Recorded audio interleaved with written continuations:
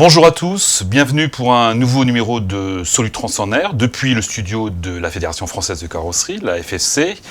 Solutrans 2021 consacrera une large partie aux pneumatiques avec un espace dédié, on en parlera dans un instant. Dominique Spenfeld, bonjour. Bonjour Hervé. Alors vous êtes président du syndicat des professionnels du pneu, vous êtes avec nous pour parler justement de Solutrans 2021. Auparavant, je voulais savoir, le pneumatique VI, donc véhicule industriel, évolue, on va dire, assez rapidement. Est-ce que ça veut dire que l'approche technologique est la même que celle de l'automobile ? Alors l'approche est sensiblement identique. D'ailleurs, la nouvelle réglementation sur l'étiquetage qui est active depuis le 1er mai prend en compte les mêmes critères, la résistance au roulement qui induit les consommations, la tenue de route, l'adhérence sur sol mouillé, le son, puisque en fait le bruit émis par les pneumatiques, c'est une nuisance sonore qu'on cherche à diminuer. Et puis ça, c'est tout nouveau, un logo qui donne une indication sur la capacité du pneumatique en conditions de roulage hivernal. Ce qui change, c'est évidemment la taille du pneumatique, sa capacité à transporter des charges lourdes, et puis surtout la possibilité de retailler un pneumatique poids lourd, ce qui n'est absolument pas le cas, ce qui est interdit pour les pneumatiques tourisme, et puis également sa rechappabilité. C'est très très rare en ce qui concerne les véhicules légers, et en ce qui concerne le poids lourd, c'est un passage obligé.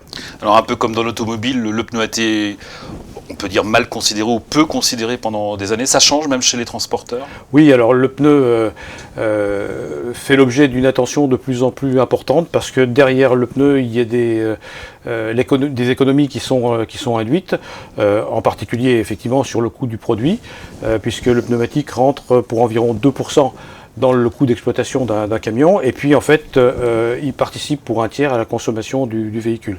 Donc les transporteurs, ils sont depuis toujours très attentifs, mais aujourd'hui ce qui est un peu nouveau, c'est qu'ils impliquent leurs chauffeurs en les challengeant à la fois sur la longévité des pneumatiques et à la fois sur la consommation. Donc en fait, dans le cadre des opérations RSE, l'ensemble de la chaîne de l'entreprise est concerné. C'est la nouvelle étape, on va dire. Il y a le côté technologie qui évolue, on le voyait, mais également tout ce qui est le côté économie. On en parlait, le pneu coûte encore, bien sûr, mais peut rapporter, enfin, en tout cas, on peut économiser. En tout cas, tous les moyens sont mis en œuvre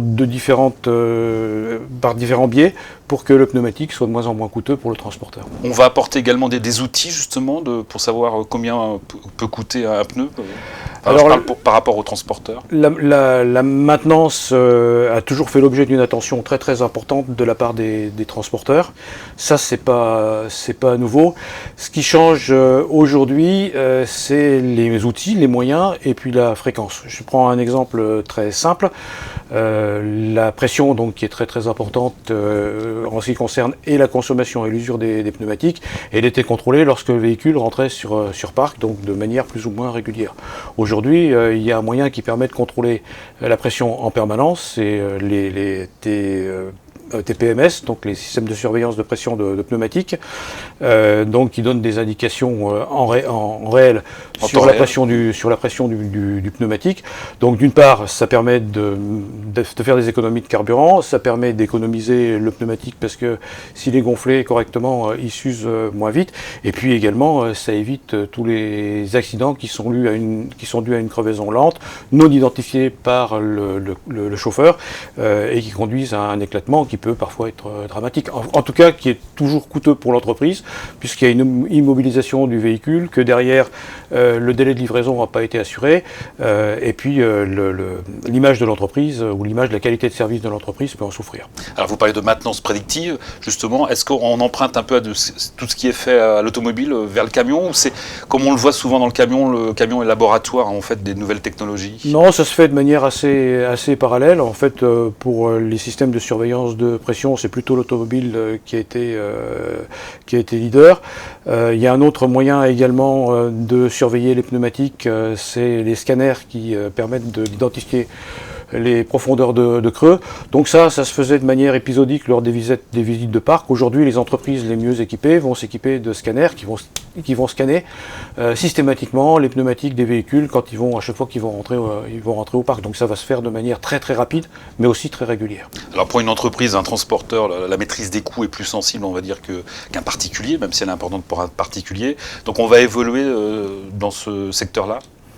Oui, il y a une attention absolument permanente qui est faite par les transporteurs sur le pneumatique.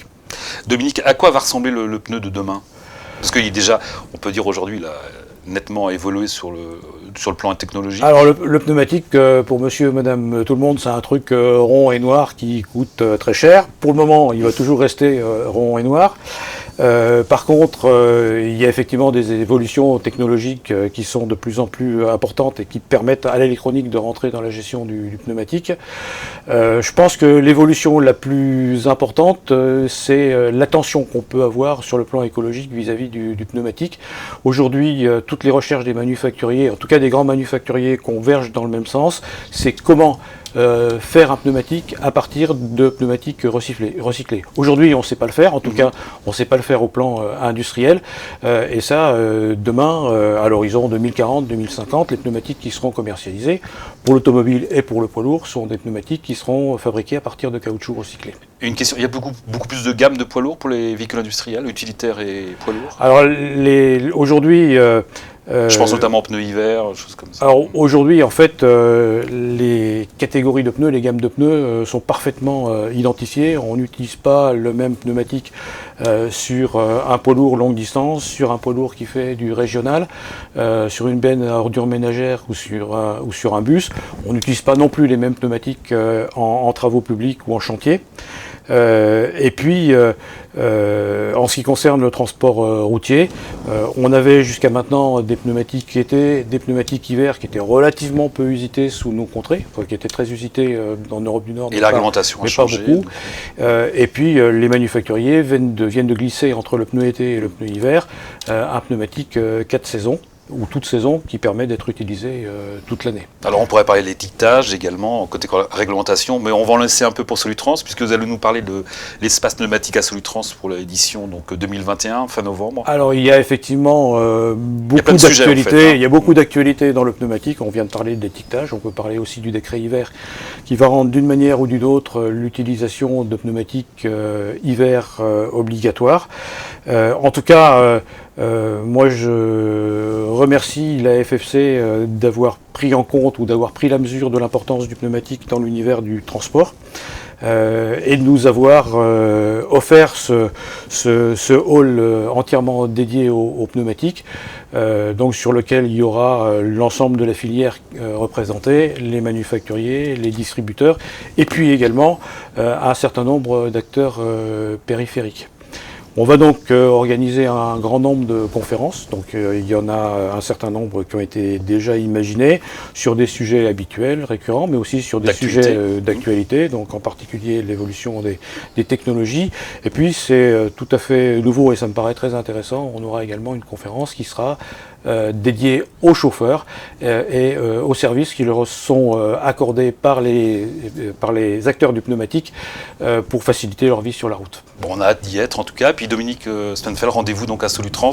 Je rappelle les dates du 16 au 20 novembre à Lyon, Eurexpo. Quant à nous, rendez-vous donc pour un prochain numéro de Solutrans en air.